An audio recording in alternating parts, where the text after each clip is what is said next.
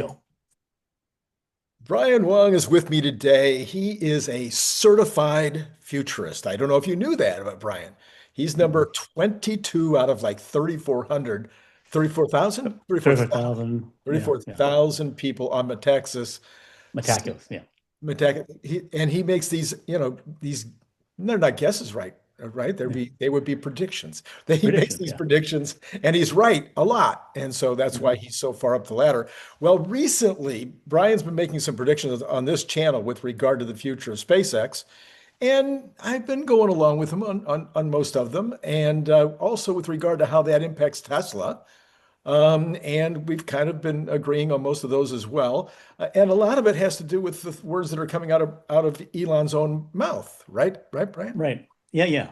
Okay, so why don't you, you've been, I'm sure, like immersed in this for like 3 days. Why don't you Mhm. bring us up to date and I'll just interrupt you whenever I feel like it. Okay, so the big news today is that Wall Street Journal is reporting that SpaceX is raising at double. So they reprice every 6 months or so. So it's okay, whatever, here's the price, still private, can't buy it publicly, and they have a certain price and they keep moving it up. And there's a lot of big companies that do that because so it's like OpenAI does that. It's supply and demand. How much demand is there for my stuff? What is the price I can get? All that kind of thing, right? So the last price 5 months ago was $400 billion. Right. Okay. So in the meantime, what's happened is we've had a pretty successful, we had some unsuccessful, but now a pretty successful Starship launch where, things have been going pretty good there. They seem to have solved, the version 2 stuff, got the simulated landing, the booster stuff. So that technically looks good. It's a huge deal to get to Starship. And they also did a deal to buy Spectrum from EchoStar. Right. EchoStar Spectrum means that instead of renting out a 2-lane road, one channel each way from T-Mobile, they now will own a 8-lane highway, 4 things going each way. So that's a huge deal. A lot more spectrum they can use for direct to cell phone communications. And they've released that service of direct to cell phone, where basically 650 of the 9,000 plus satellites that are up there are now able to communicate directly to your cell phone. Wow. And you can do texting, you can do voice. People use it, even did a little video on it. So that's all a working new business. So then they can say, well, now that we've done all that stuff, technical achievements on the satellites, how much should we raise the price Wait, of? there's a bigger one. Wait, there's a bigger. Yeah, Brian, you can't leave out bear the lead. Okay. data centers in space. I Eh, mean, that's the yeah, biggest one. the data centers in space. Yeah, so the data centers in space, and the other big news is today they also talked about more firmly about IPOing Well, okay, SpaceX. let's come back to that. Let's. Okay. So in other words, they're gonna try to claim in the next week or so, Yeah. apparently, that the company's worth 800 billion, and they're gonna raise to that. They're gonna get people to give them some Money. X number of dollars in order to solidify that value. Right. And I'm saying that yes, all the things that you just said would cause people to say the company's worth 800 billion, except you Mhm. left out what I think is the biggest reason for the current value to be that high. And that Right. is that the entire AI world has been talking about AI data centers in space since it Mhm. was brought up a couple of weeks ago. And you, Mhm. sir, Yeah, it's I've in been the talking book. about, yeah. It's right there in the book. Yeah. Not Yeah. necessarily space, but you talked about the moon and Mars. Yeah. And now it's space, which is just a variation of what you were saying should be done. Mhm. And that's got to be right because everybody believes it now. I mean, it's not like Right. Google's Right. talking about it, Right. and Right. other people are talking about it. And I listened to Peter Diamandis today, and they were saying they're treating it like it's just a done deal. It's like, Right. duh, they're going to put them in space. Right. Okay. So for that is that another company, Star Cloud, working with NVIDIA, has put up a NVIDIA H100, one of the fairly recent chips, AI chips up in space, and it's going to work. The Google has written a paper, 19-page paper called Suncatcher, where they reported their research, where their team, a whole team of people, spent tens of millions of dollars to test out putting AI data centers in space.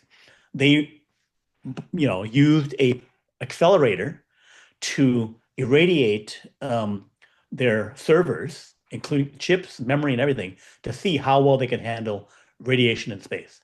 They determined that it'll all work. Even the memory was more sensitive than the processors. So they said, this will all work. We did the tests, and the gear will work. We can put it in space and it'll work. It'll work for inference, not as we have to do more to make it work for training. But the people don't know the inference thing where you're actually talking to ChatGPT. You're not training ChatGPT. You deployed it and you're talking to ChatGPT. That part is called inference, where it's you're giving it a question, it's thinking about it, it's answering, giving it to it back. That's the inference part. The inference part will be 10 times bigger than the training part, right? So there's this huge need for that. It's already 2 or 3 times bigger, and it's just getting bigger and bigger quickly over that. Jensen expects it to be about 100 times bigger. So solving inference is the bigger energy problem, and the problem of deploying a lot of AI.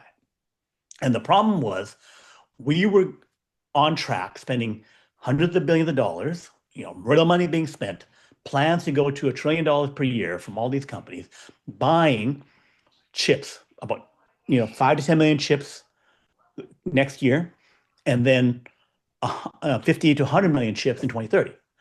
The problem is, if I want to sell 100 million chips, I need 200 gigawatts of power, right?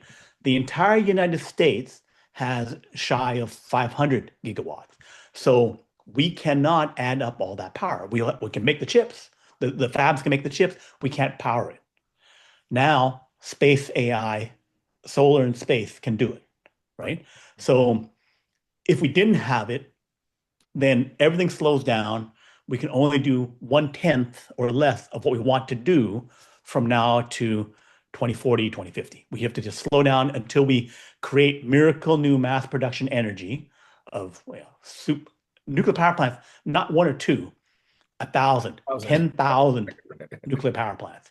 If we can't do that, then we have to slow down, right? And people say, well, natural gas, other stuff. If we were to double how much natural gas power plants we use, it would be a drop in the bucket. It'd be like 2% of what we need, right? And we're already using all that stuff up, and the stuff that we're using right now for natural gas is already causing back orders of 7 years on GE turbines. So none of the other stuff works. Nothing on the ground can work, and this will be multiples of what that is. And the demand is like, how much will NVIDIA, how much will OpenAI, Meta pay for every gigawatt that can be made in space?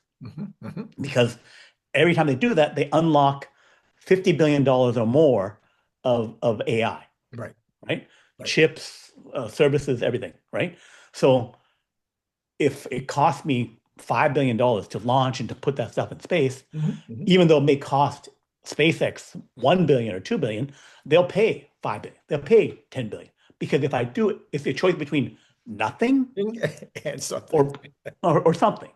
So and then in addition, SpaceX is the only one that can deliver it. There's no chance that anybody's going to, even the other rocket companies, these rocket companies, they can't get it into space for a cheap enough price. But as soon as Starship is able to start delivering payloads into orbit, then the price drops. Is it 100x compared to Falcon 9? Yeah, you drop 100x. 100x. So the thing is, the Falcon 9 that they're using, which they're going to launch 170 times this year, that's already launching like 90% of everything into space. Just the smaller, 10 times smaller rocket is launching 90% of everything, right? That's including China. If they were to compare against not China and just everyone else, every American, every European, every whatever, then it's like 97%, right? And then when they get the better rocket going, which is the Starship, then they'll go to like 99.9%. And then also they have domination on launch, and they have domination in making the satellites. Right. Because I said 9,000 satellites are up there, right? Yeah. How much has everyone else launched over 60 years? Not just up there now, less than what SpaceX has put up. Right. right? Right. So I've beaten you not just this year, I beat you for 60 years, right? So it's unlimited what they can do. And they were already planning to go 5x bigger Right. to 50,000 satellites to take over communications. That was something they're planning to do in the next 3 years, right? And now they're just saying, and we're going to keep on going, scaling up and going to 1 million. Right. So the million would be, each of one side of a car, and then they would launch a bunch of them. So they'll make like, if they can make 1 million cars, they can make 1 million satellites. Yeah. But those 1 million satellites will be generating the revenue of, like 200,000, like, about like 10x, like $1 million a year or something on AI, right? So it'd be generating this, it'd be just printing cash, infinite energy up in space. Yeah. So Elon, again, because he is maybe the best manufacturer in the world besides the best entrepreneur, he's already mass producing rockets, mass producing engines for rockets, and mass producing satellites. So that gets, because nobody else has ever mass produced any of those things. They've already Right. been built one out. Now he Right. mass produces these things. Well, mass producing them for data centers would be the obvious thing to do. So just to give people a little context, in case they've never paid any attention to the private market, until 10 years ago, I think Hershey was it Hershey or Mars, one of those, like one of the candy companies, was the largest private company at maybe 200 billion or 150 billion. I don't remember the numbers now, but it was way less than now. And then Yeah. SpaceX came up, and all of a sudden they were the biggest. And for a couple of years, they were competing. And then Sam Altman came along, and they've just passed SpaceX. So they're You're talking about private companies. private companies. Yeah. That's what I'm talking about. Private companies. Yeah. Private companies. Yeah. Yeah. Right. Yeah. So they just passed SpaceX. So now Elon, who knows whether this is the reason, Yeah. but Yeah. he's got to go past Sam again. And Right. so Sam Altman says, "Well, I'm going to build a rocket company." Mhm. Yeah. And I'm like, "What is he even talking about?" I think he was talking about buying Stoke Space. Stoke Space is a good rocket company, Uh-huh. but no one is in the class of Right. SpaceX. Not even close. It's just like not close. It's like someone's making 747s, everyone else is making Piper Cubs, Cessnas. Yeah, it's like it's nothing. It's not the same game. All right. So now you also brought up, weeks and weeks ago on this channel, and I didn't see anybody else really reporting it, about Tesla by SpaceX buying this bandwidth up or Spectrum. spectrum up in space. And there's speculation that the reason for the raise right now is to buy more bandwidth, spectrum, which you also said would happen, that there's more spectrum that they can buy. So this was another prediction you got right. So talk to us about this additional spectrum. So they need a range of low and mid-band spectrum. The various ranges help you either communicate faster or penetrate more. Like certain spectrum, I can go 50 feet into a building, so that, through a wall and all that kind of stuff. Or the really good spectrum, I can go like right through everything, like, your AM radio spectrum, right? I can go through everything, just you can still get your AM radio versus, FM. Whenever you go under a bridge, you get cut out. Right. So that's the nature of the spectrum. Either can communicate more or it's penetration. And so depending upon your use case, you want to get the different kinds, right? So there's a bunch of mid-band spectrum, L and S, that's pretty good for the use cases of that. And so Globalstar has some spectrum there. They're selling their company. You need to get, I think their valuation now is about, I don't know, 7 billion. So probably need to pay $12 billion to buy them to get that spectrum. The company itself is worthless. It's making like $70 million a year. It doesn't have a deal with Apple to do some stuff. Right. And there's other companies there that have the spectrum. So, but I think this $800 billion raise in the IPO, yes, it's smaller amounts of money for the 800 billion. Because the whole company, the 800 billion, Right. You're raising 10 or 20 or something like that, right? So you're getting some amount of cash to do stuff you want to do. But the reason they can raise the price is that, one, those things they've accomplished means, hey, this is worth more, right? But if I'm IPOing in 7 months, you want to be in before the IPO, because the IPO is going to pop, right? It's going to go, I IPO at 1 trillion or 1.2 trillion, I'm going to go to 2 trillion. Right. right? Because everyone want to get in. Yeah. Because even they say, well, SpaceX is only making $8 billion per year profit now on $18 billion. That's not that much. What is this? 500 PE or something like that. If you go to some high number, but then next year, because they're just pumping out more dishes, they will get to about 30 to 40 billion dollars of revenue, and then they'll make 20 to 30 billion dollars of profit. Now, a PE to get you to $2 trillion is only 100 Yeah. or 150. Yeah. And then you have a monopoly, right? There is no someone else is going to make more rockets, someone else can make more satellites. No, not going to happen, right? So you have monopoly better than Boeing's monopoly for the 747 for 20 years, right? Everything you're moving, everything you're doing is complete monopoly. So then it's a guarantee. And then the value is I'm going to put up more energy, capture more energy than 10 times the oil industry, 10 times the global oil industry every freaking year, right?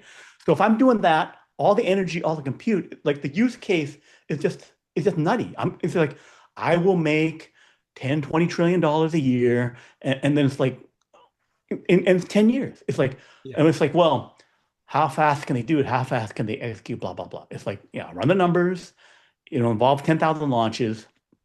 They will also have to mass produce launch towers, which they're already starting to do. People who didn't notice, they put 2 launch towers in Starbase. They're making new launch towers in Florida, right? They're making more launch towers.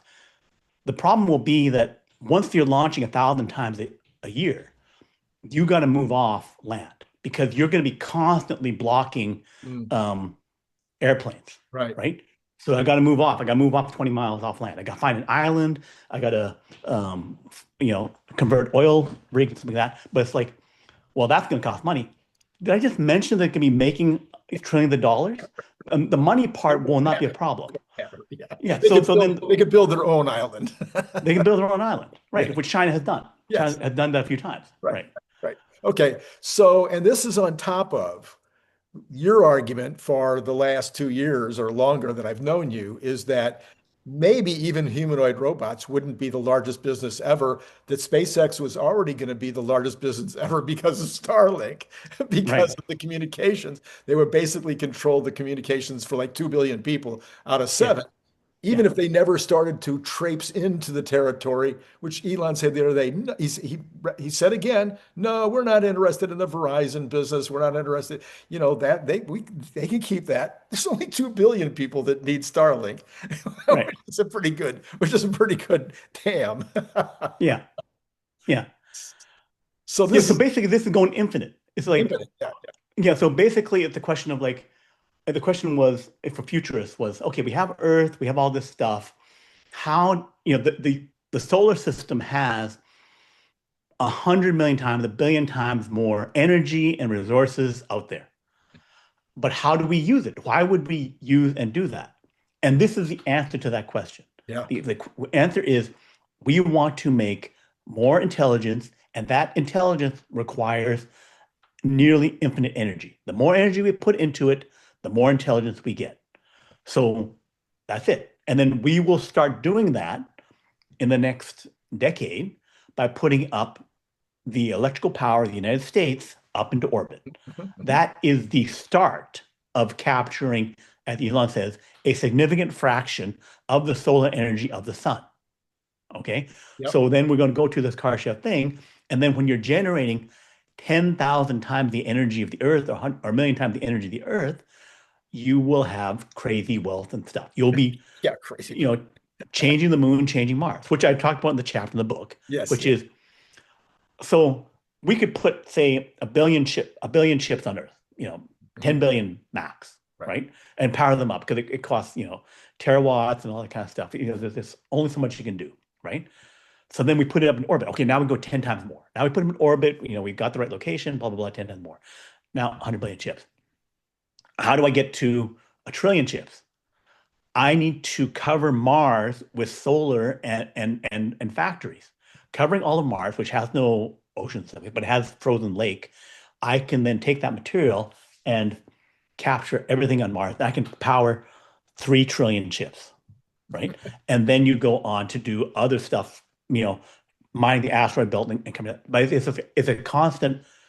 I just keep pumping it out. I just keep making these things and launching them out there, and they're just kind of like floating, computing stuff and making calculations, and they're connected via lasers, which already have laser communications. So, All right. So then Elon says, he said it a couple of times. He says, look, I'm trying to find a way. And he said it at the third quarterly meeting. I think that's where it was. He says, I want to find a way for the Tesla, investors to mhm. participate in the Starship, in the SpaceX world. I want to come up with something. And on Monday night, Larry Goldberg was saying, hey, maybe they should just do a stock swap. So what if we had three steps here? We've got, first of all, this new capital raise, making it worth 800 billion. Now you can do your stop swap because it's going to make better sense for SpaceX to do it at that level. And now after you do the stock swap, do you think we need to still offer Tesla shareholders some kind of early in on the IPO? um, They could probably sell out the IPO. They wouldn't even need Goldman no, Sachs to help them with it. yeah, yeah, they can sell at the IPOs. It's not a problem. Right now, the only way to do it is via EchoStar. Not financial advice. I'm in EchoStar Right, because they own right. 2.8% of SpaceX. So Okay. of the company, 2.8%. So 2.8% of $400 million is 11.1 billion. It's trading at was trading at 20, now it's trading at 24 or something like that. Mhm. And it's the at 800 billion, it would be worth the SpaceX part in EchoStar would be 22 billion, Mhm. right? Mhm. So it's you're getting that at a discount if it comes in at the $800 billion. Anyway, so that's a way to do it, or you can wait to see if they come up with something. But it's a lot of moving parts, and they no I'm not aware of any major corporation doing a special deal to get other people in because it's Oh, you know you can do it. right, I think you can do it employees and various other things. right. So I'm not sure about the mechanism of it. By doing it, a stock swap would be so you're not like I'm going to go to individually and say, hey, you have a share here, you can Right. have them. It's going to be this at the corporate level here, put 5% here, 5% here, do something like that. Or Yeah. So 20% versus 30% or whatever the number is. Yeah, yeah. yeah. But that not that much time to do it. You got to get, require a shareholder vote on Right, both ends, right. a board approval, a bunch of stuff has to happen. So it has to move quickly if they're going to hit their late 2026 timeline.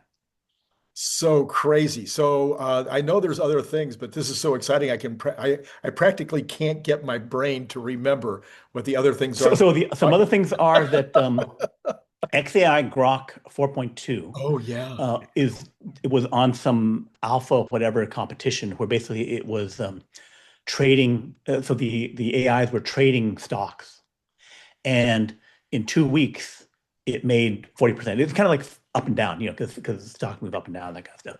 But 20 to 40%, as good as 40 some percent in 2 weeks. And the question is that sustainable?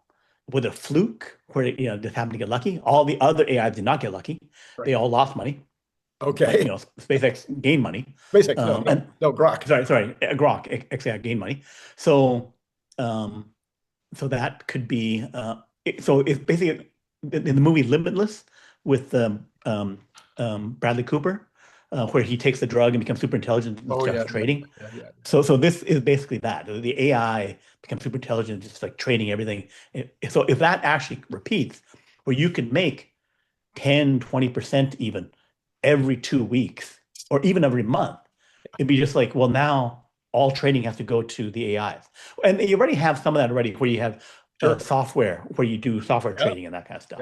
yeah. But if this is even better, Better.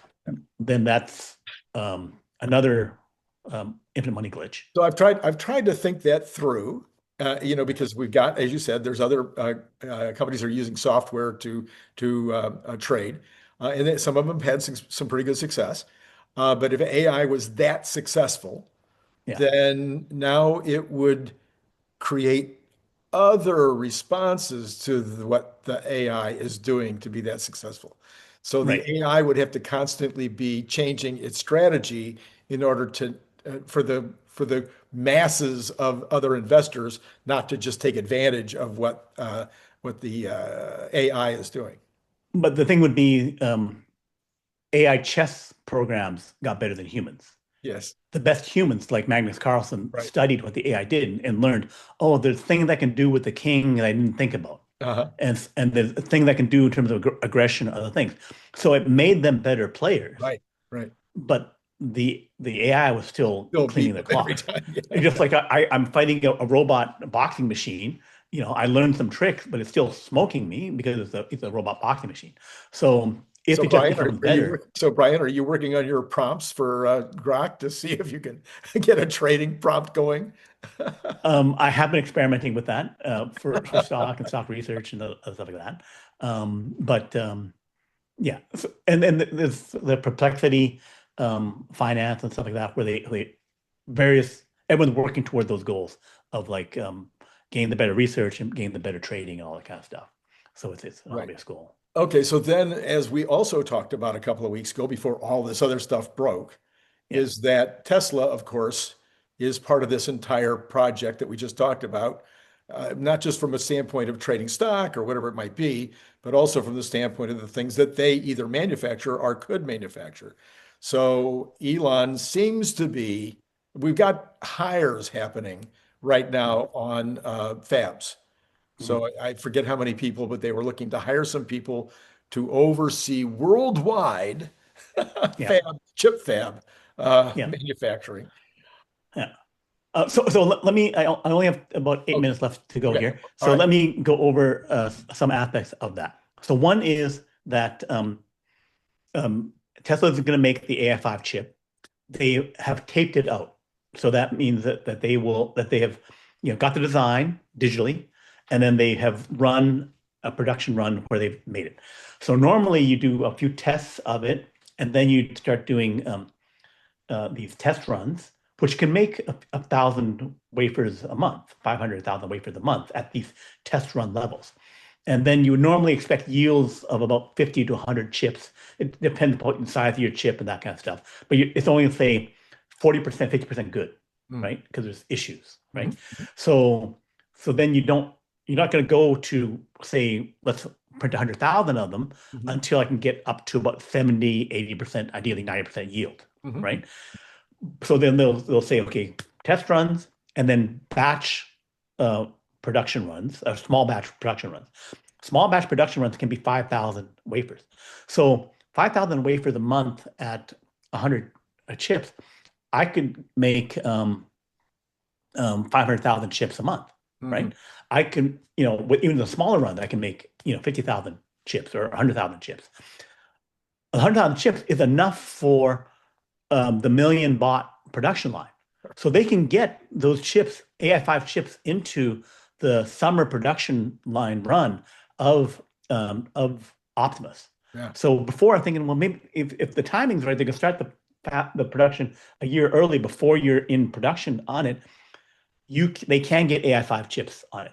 And the reason that they can do that for the Optimus but not for the cars is that I'm already selling cars and doing stuff. If I say I can only make cars with AI5, right? Then if something's wrong with production run or something like that and things get held up, now I'm making no cars. I see.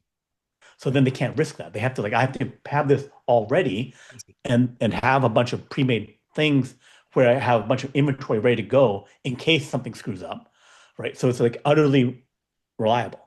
For new bots, I can not do that. Okay, and so you're convinced that they will be opening these fabs, or at least they're at least multiple, because they got this guy or these hires that they're trying to get that would be overseeing and making sure that there's consistency between the multiple fabs. So it's Elon talked about 10 fabs in the earnings call or after the earnings call. So that seems to be totally lined up. Let me just give you one more, and then I know you got to go.